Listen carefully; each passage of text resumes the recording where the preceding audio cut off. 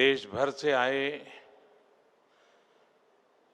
Startup ecosystem के मेरे दोस्तों, अन्य महानुभाव, देवी और सज्जनों, आज हम सब एक बहुत खास अवसर पर यहां एकत्रित हुए हैं। नेशनल स्टार्टअप डे का ये अवसर स्टार्टअप फाउंडर्स और इनोवेटर्स का ये समूह मैं अपने सामने नए और विकसित होते भारत का भविष्य देख रहा हूं।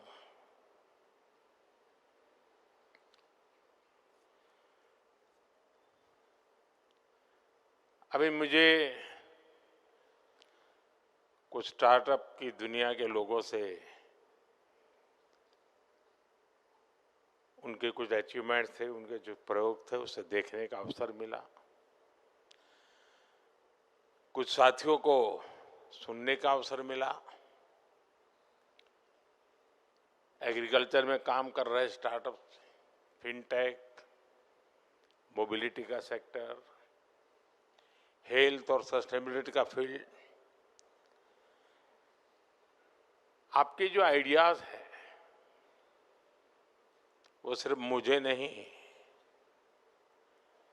हर किसी को इम्प्रेस करने वाला है।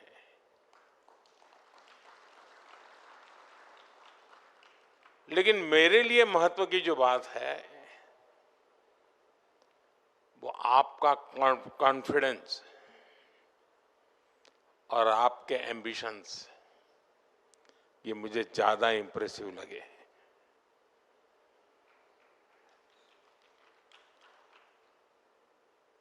आज से 10 साल पहले विज्ञान भवन में एक 500-700 नौजवानों के बीच में इस कार्यक्रम की शुरुआत की थी। रितेश यहां बैठे हैं, तब उनकी शुरुआत थी। और उस समय स्टार्टअप की दुनिया में जो नए नए लोग आ रहे थे, उनके अनुभव में सुन रहा था। और मुझे याद है कि एक बेटी जो कॉरपोरेट वर्ल्ड में अपनी नौकरी छोड़ के स्टार्टअप की ओर जा रही थी, तो नौकरी छोड़ के वो कोलकाता अपने माँ से मिलने गई और माँ से कहा कि मैंने नौकरी छोड़ दी है। तो मैंने कहा क्यों? ये सब उसने उस दिन सुनाया था विज्ञान भवन में। तो उसने कहा नहीं, बस अब तो मैं स्टार्टअप करना चाहती हूँ। तो उसके माँ ने जो उसको कहा वो उसने सुनाया था। उसने कहा सर्वनाश,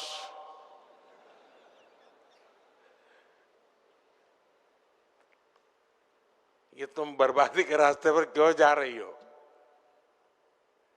स्टार्टअप के संबंध में ये सोच हमारे देश में थी और आज हम कहां से कहां पहुंच गए। विज्ञान भवन से आज भारत मंडपम में जगह नहीं है।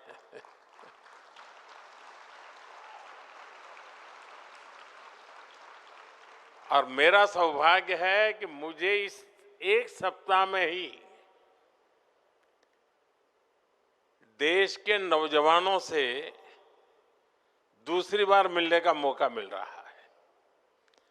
अभी 12 जनवरी को युवा दिवस पर मैं देश भर से आए हुए करीब 3000 युवकों से 2-2.5 घंटे तक उनको सुनता रहा था, उनके साथ बैठा था।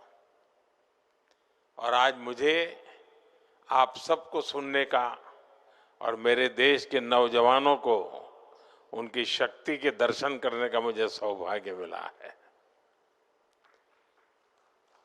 साथियों, सबसे अहम बात यह है कि भारत के युवाओं का फोकस रियल प्रॉब्लम सॉल्व करने पर है। हमारे वो यंग इनोवेटर्स जिन्होंने नए सपने देखने का साहस दिखाया, मैं उन सभी की बहुत बहुत सराहना करता हूं। साथियों, आज हम स्टार्टअप इंडिया के 10 साल पूरे होने का माइलस्टोन सेलिब्रेट कर रहे हैं। 10 साल की ये जर्नी सिर्फ एक सरकारी स्कीम की सक्सेस स्टोरी नहीं है, ये आप जैसे हजारों लाखों सपनों की जर्नी है। ये कितनी ही कल्पनाओं के साकार होने की यात्रा है।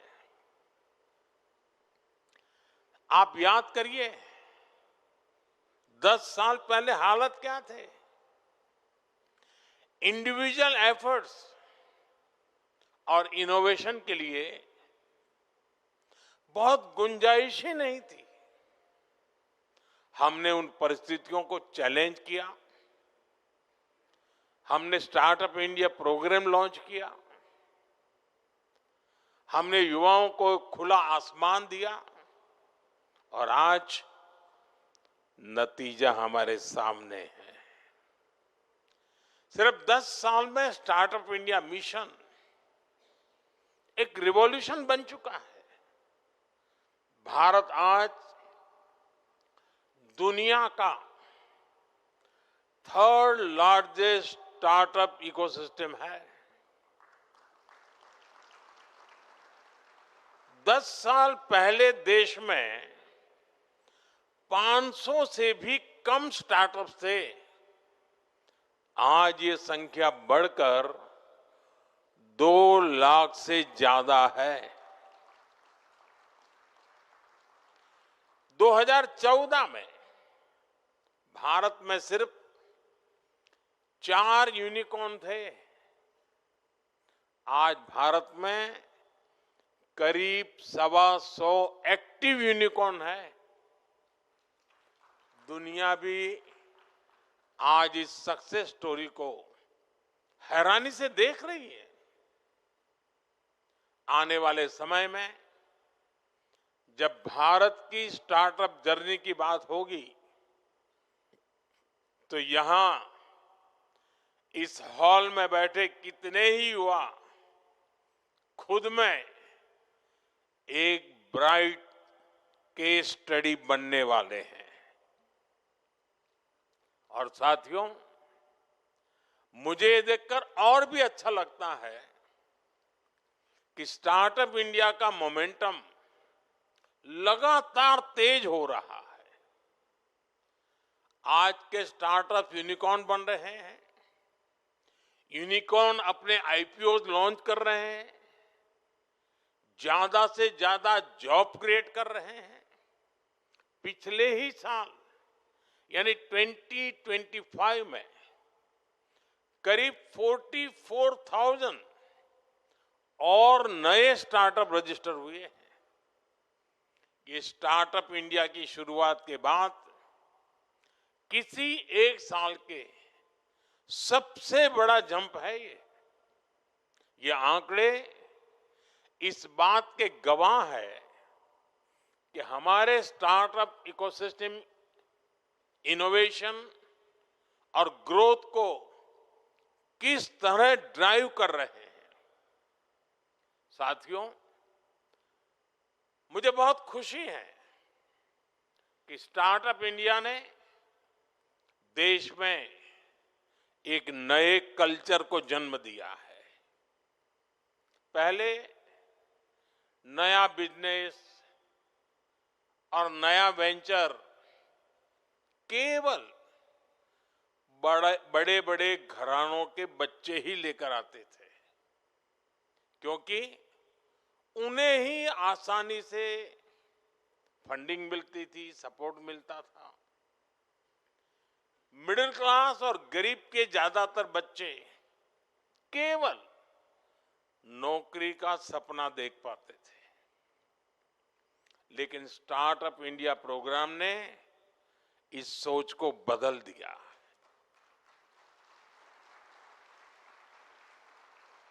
अब टीयर 2 और टीयर 3 शहरों के, यहां तक कि गांवों के युवा अपने स्टार्टअप खोल रहे हैं। और यही युवा आज सबसे ज्यादा जमीनी समस्याओं का समाधान देने की लगातार कोशिश कर रहे हैं।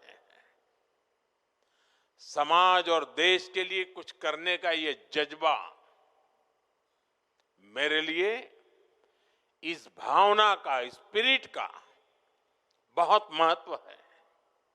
साथियों, इस बदलाव में एक बड़ी भूमिका देश की बेटियों की रही है। आज 45% से ज्यादा रिकॉग्नाइज्ड स्टार्टअप में कम से कम एक महिला डायरेक्टर या पार्टनर है।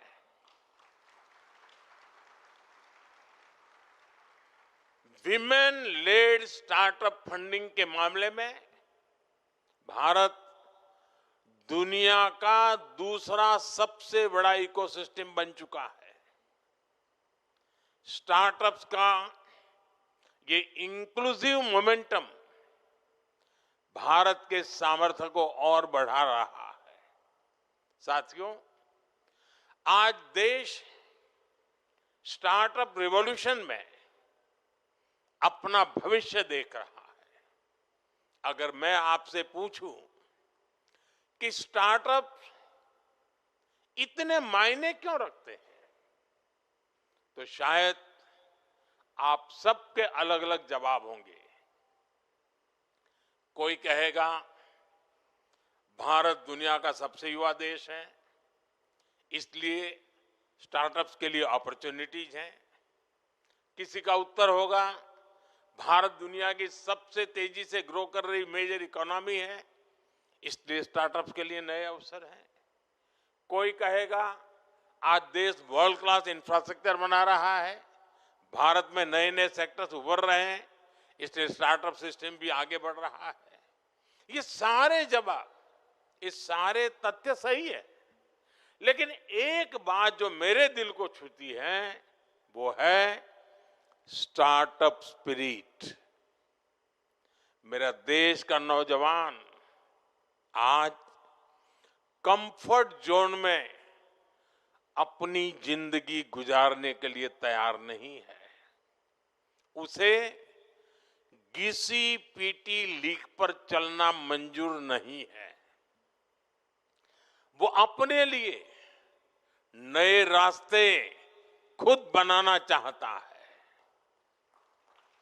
क्योंकि उसे नई मंजिलें चाहिए, नए मुकाम चाहिए।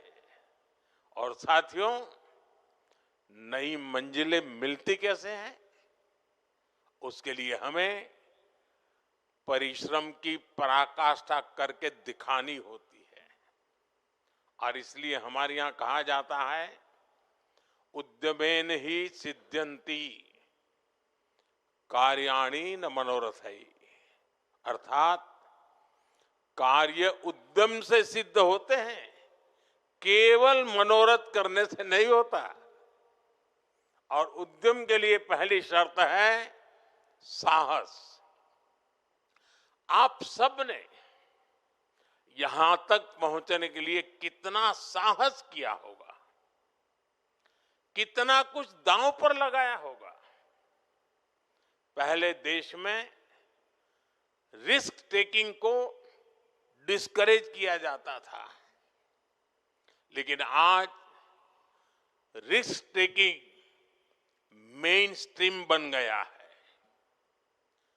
मंथली सैलरी से आगे सोचने वाले को अब केवल एक्सेप्ट ही नहीं, लेकिन अब उसे रिस्पेक्ट किया जाता है। जिन रिस्क टेकिंग आइडियाज को पहले लोग फ्रिंज मानते थे, वो अब फैशन बन रहा है।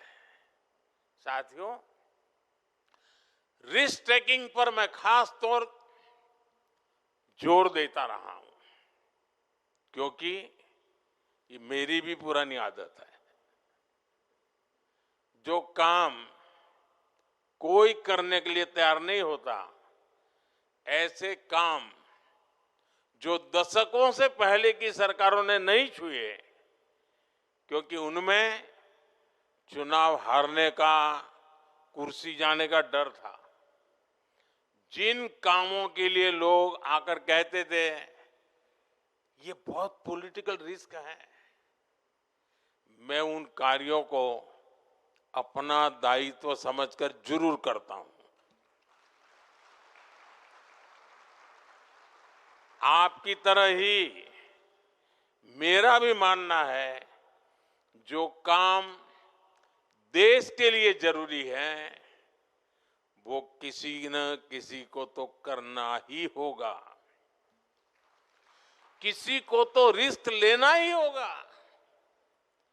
नुकसान होगा तो मेरा होगा, लेकिन अगर फायदा होगा तो मेरे देश के करोड़ों परिवारों को फायदा होगा। साथियों, पिछले 10 वर्षों में देश में एक ऐसा इकोसिस्टम तैयार हुआ है जो इनोवेशन को बढ़ावा देता है। हमने स्कूलों में अटल टिंकरिंग लैब्स बनाई ताकि वहां बच्चों में इनोवेशन की प्रवृत्ति बने। हमने हैकेथॉन शुरू किए ताकि हमारे युवा देश की समस्याओं के समाधान दे सके।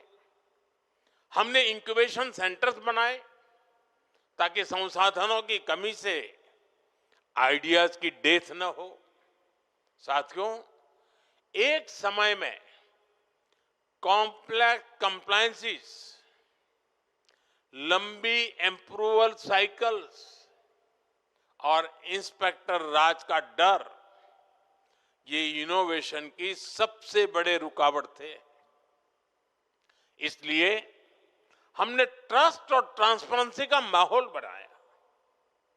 जन विश्वास एक्ट के तहत 180 से ज्यादा प्रोविजंस को डीक्रिमिनलाइज किया गया है। हमने आपका समय बचाया ताकि आप इनोवेशन पर फोकस कर सकें। आपका समय लिटिगेशन में बर्बाद न हो। खासतौर पर स्टार्टअप्स के लिए कई लॉज में सेल्फ सर्टिफिकेशन की सुविधा दी गई। मर्जर और एग्जिट को आसान बनाया गया। साथियों, स्टार्टअप इंडिया केवल एक स्कीम नहीं बल्कि एक रेनबो विजन है।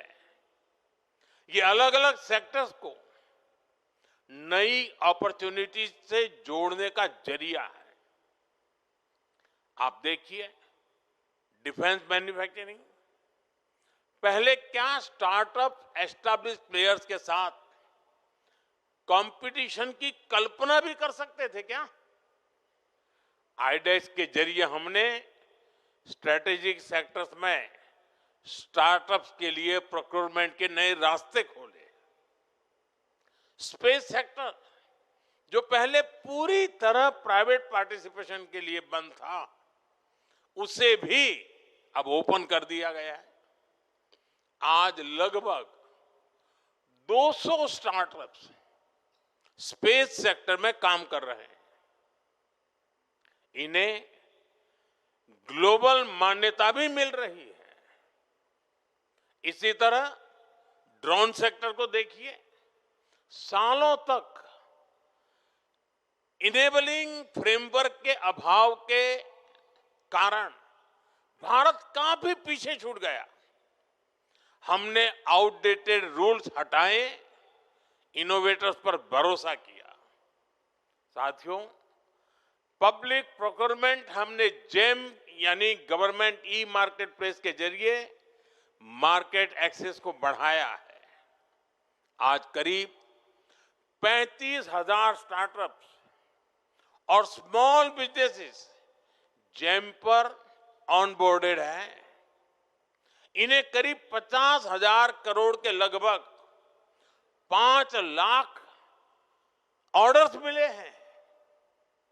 एक तरह से स्टार्टअप अपनी सक्सेस से हर सेक्टर के लिए नए ग्रोथ एवेन्यू खोल रहे हैं। साथियों, हम सभी जानते हैं कैपिटल के बिना सबसे अच्छे आइडियाज भी मार्केट तक नहीं पहुंच पाते। इसलिए हमने इनोवेटर्स के लिए फाइनेंस तक पहुंच सुनिश्चित कर उस पर भी फोकस किया है। Fund of funds for startups के जरिए 25,000 करोड़ से अधिक का इन्वेस्टमेंट किया गया है। Startup India seed fund, in space seed fund, Nidhi seed support programme, ऐसी स्कीम्स के जरिए स्टार्टअप्स को सीड फंडिंग दी जा रही है। क्रेडिट एक्सेस बेहतर बनाने, इसके लिए हमने क्रेडिट गारंटी स्कीम भी शुरू की ताकि कोलेटरल की कमी क्रिएटिविटी के रास्ते में बाधा न बने। साथियों, आज की रिसर्च ही कल की इंटेलेक्चुअल प्रॉपर्टी बनती है। इसी को बढ़ावा देने के लिए हमने 1 लाख करोड़ रुपए की research development and innovation scheme शुरू की है। जो सनराइज सेक्टर्स हैं उनमें लॉन्ग टर्म इन्वेस्टमेंट को सपोर्ट करने के लिए deep tech fund of funds भी बनाया गया है। साथियों, अब हमें भविष्य के लिए तैयार होना होगा। हमें नए आइडियाज पर काम करने की जरूरत है। आज कई ऐसे डोमेन्स उभर रहे हैं जो कल देश में इकोनॉमिक सिक्योरिटी और स्ट्रेटेजिक ऑटोनॉमी में अहम रोल निभाएंगे। एआई का उदाहरण हमारे सामने है। जो राष्ट्र एआई रिवॉल्यूशन में जितना आगे होगा, उसके पास उतना ही एडवांटेज होगा। भारत के लिए ये काम हमारे स्टार्टअप्स को करना है। और आप सबको मालूम होगा, फरवरी में एआई की ग्लोबल कॉन्फ्रेंस हमारे यहां हो रही है। एआई इंपैक्ट समिट हो रही है। वो आप सबके लिए भी बड़ा अवसर है। और मैं जानता हूं इस काम में हाई कंप्यूटिंग कॉस्ट जैसे कितने चैलेंजेस हैं। इंडिया एआई मिशन के जरिए हम इनके सॉल्यूशंस दे रहे हैं। हमने 38,000 से अधिक जीपीयूज ऑन बोर्ड किए हैं। हमारा प्रयास है कि बिग टेक्नोलॉजी स्मॉल स्टार्टअप्स के लिए भी आसानी से उपलब्ध हो। हम ये भी सुनिश्चित कर रहे हैं कि इंडिजीनियस एआई भारतीय प्रतिभाओं द्वारा भारतीय सर्वर्स पर ही तैयार हो। इसी तरह के प्रयास semiconductors, data centres, green hydrogen और कई अन्य सेक्टर्स में भी किए जा रहे हैं। साथियों, जैसे जैसे हम आगे बढ़ रहे हैं, हमारी एम्बिशन सिर्फ पार्टनरशिप की नहीं रहनी चाहिए। हमें ग्लोबल लीडरशिप का लक्ष्य रखना होगा। आप नए आइडियाज पर काम करें, प्रॉब्लम्स को सॉल्व करें। बीते दशकों में हमने डिजिटल स्टार्टअप में, सर्विस सेक्टर में काफी शानदार काम किया है। अब समय है कि हमारे स्टार्टअप मैन्युफैक्चरिंग पर ज्यादा ध्यान दें। हमें नए प्रोडक्ट्स बनाने होंगे। हमें दुनिया के बेस्ट क्वालिटी के प्रोडक्ट्स बनाने होंगे। टेक्नोलॉजी में भी यूनिक आइडियाज पर काम करके लीड लेनी होगी। भविष्य इसी का है। मैं आपको भरोसा देता हूं, आपके हर प्रयास में सरकार आपके साथ खड़ी है। मुझे आपकी क्षमता पर गहरा विश्वास है। आपके करेज, कॉन्फिडेंस और इनोवेशन से भारत का भविष्य शेप ले रहा है। पिछले 10 वर्षों ने देश की क्षमताओं को साबित किया है। हमारा लक्ष्य होना चाहिए आने वाले 10 वर्षों में भारत नए स्टार्टअप ट्रेंड्स और टेक्नोलॉजी में दुनिया का नेतृत्व करे। मैं एक बार फिर आप सभी को बहुत बहुत शुभकामनाएं देता हूं।